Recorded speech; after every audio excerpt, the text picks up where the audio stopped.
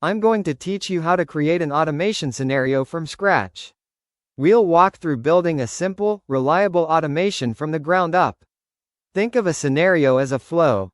Something triggers it, and then one or more actions run in response. By the end, you'll have a working setup that's scheduled, saved, and tested. Start by clicking Create a new scenario. This opens a blank canvas where all your modules will live. Next, click the plus icon to add your first module. Here, choose your trigger app, such as Gmail for email-based automations or Webhooks if you want the scenario to start the moment data is sent in. After selecting the app, pick the trigger module. For Gmail, that might be Watch Emails. For Webhooks, choose Custom Webhook. The trigger defines when your scenario should start. Now, connect your account and click OK. Follow the on-screen authorization steps and make sure you have the right permissions. Avoid entering or displaying any sensitive information while you connect. Configure the trigger's settings and click OK. For Gmail, you might choose a label or mailbox to watch. For a webhook, you'll see a unique URL you'll send data to. Don't worry about testing it yet, we'll do that at the end. Click the plus icon again to add the next module, which will be your action.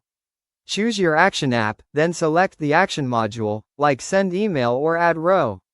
This is what happens after the trigger fires. Now map the data. Click into each field and pick values from the trigger so the right information flows through. For example, use the email subject from the trigger as the subject in your action.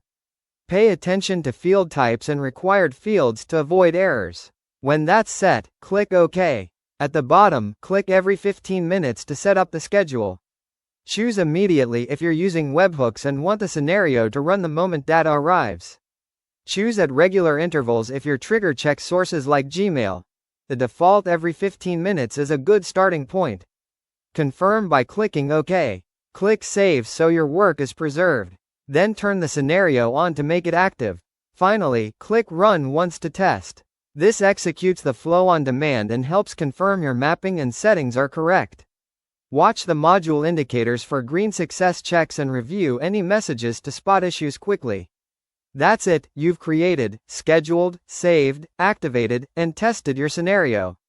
When you're satisfied with the result, let it run and keep an eye on the activity to ensure everything stays on track.